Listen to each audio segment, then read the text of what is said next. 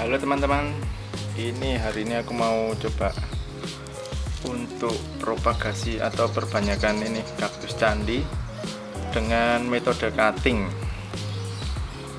Sementara ya, jadi ini sudah ada 2 bulanan di rumah teman-teman. Terus kurasa sudah mulai besar. Terus ini coba aku mau praktek untuk diperbanyak dengan metode cutting atau memotong bagian cabangnya terus diakarkan nantinya, bukan di grafting tapi langsung maunya di on root atau diakarkan langsung gitu teman-teman. Sebentar ya, aku siap-siap dulu. Ya, jadi rencananya aku mau bikin 3 cutting teman-teman, 3 potongan.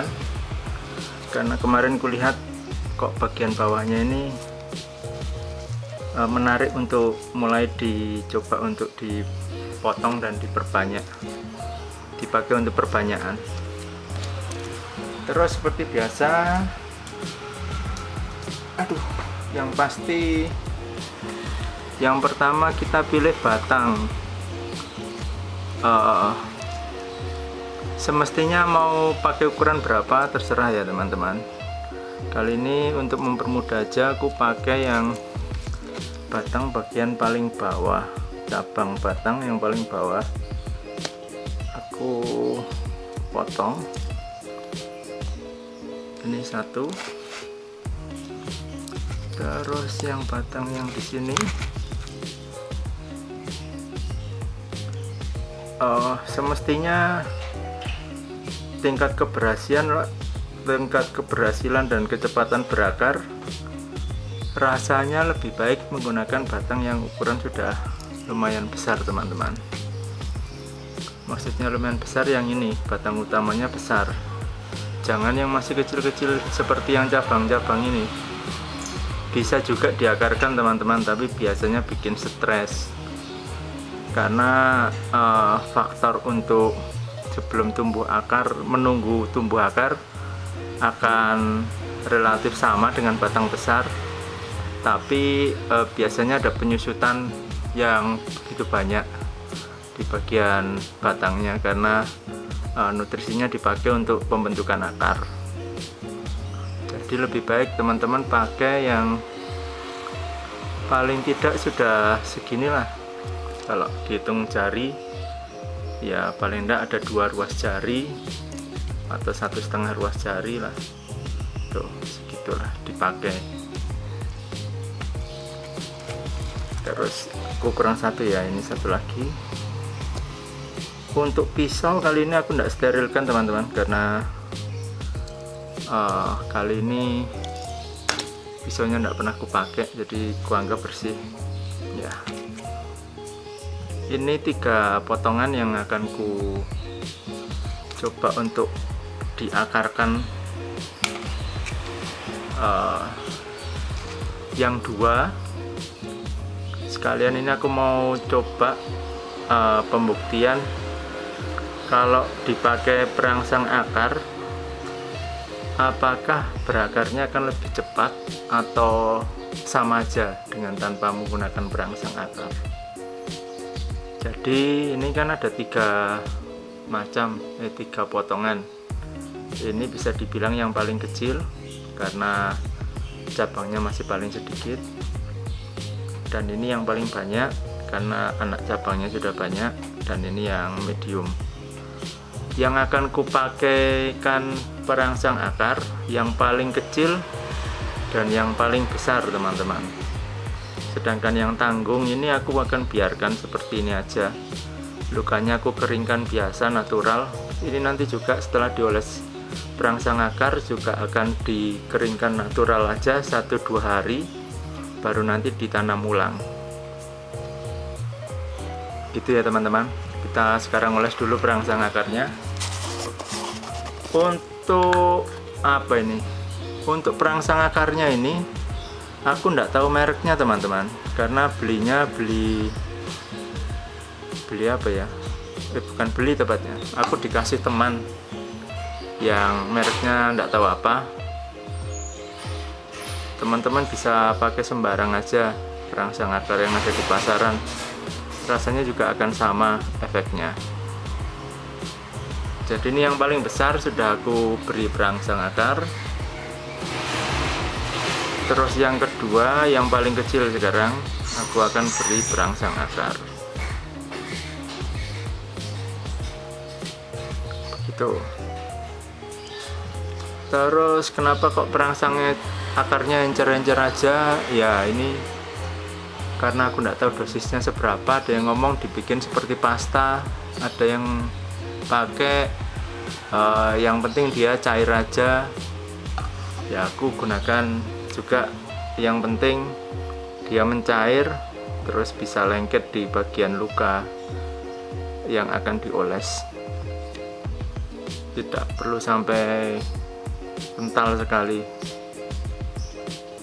Sudah ya, ini dua.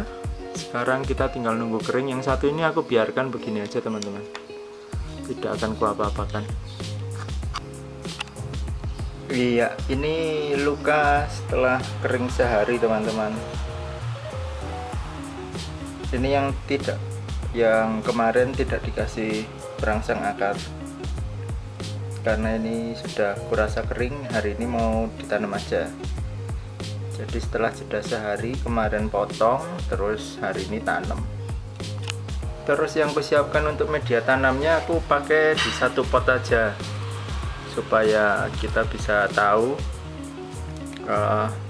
dengan media yang sama seberapa cepat proses masing-masingnya.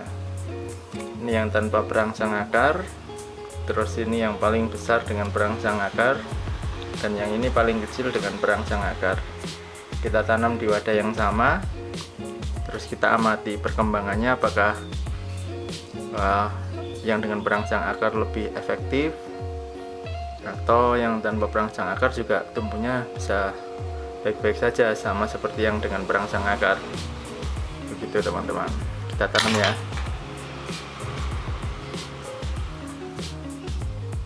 Langsung tanam aja, yang penting dia bisa berdiri.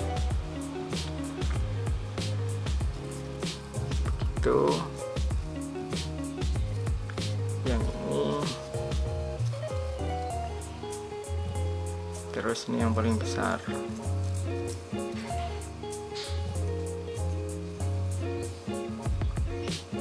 Ya, kira-kira begini. Terus kita basahin, kita kasih lembab aja teman-teman, tidak perlu sampai basah kuyup, yang penting medianya lembab. Kalau tanah atau media yang teman-teman gunakan masih lembab, nggak perlu disemprot ya. Gitu, kita diamkan, nanti kita pantau lagi perkembangannya di semingguan ke depan ya. Kali ini kita cek setelah seminggu tanam proses perakarannya bagaimana. Yang kemarin kan yang dua ini yang dipakaikan perangsang akar, yang satu ini yang di bagian ini, yang ini tidak pakai perangsang akar. Sekarang kita lihat ya progresnya gimana. Sementara waktu proses pengakaran teman-teman bisa lihat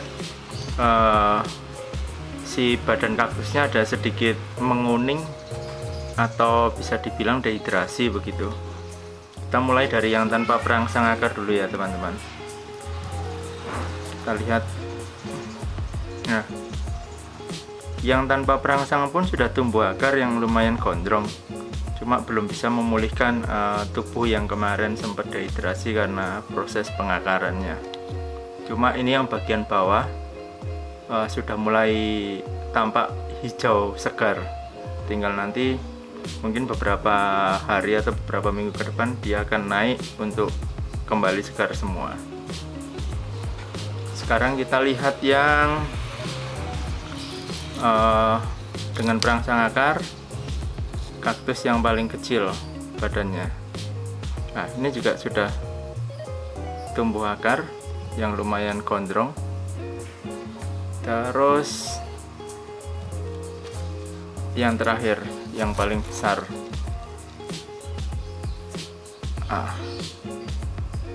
ini malah yang paling besar tumbuh akarnya baru malah yang paling pendek teman-teman. Walaupun dia menggunakan perangsang akar, tapi ternyata pertumbuhan akarnya dia yang paling terlambat dibandingkan dua saudaranya yang dipotong di hari yang sama.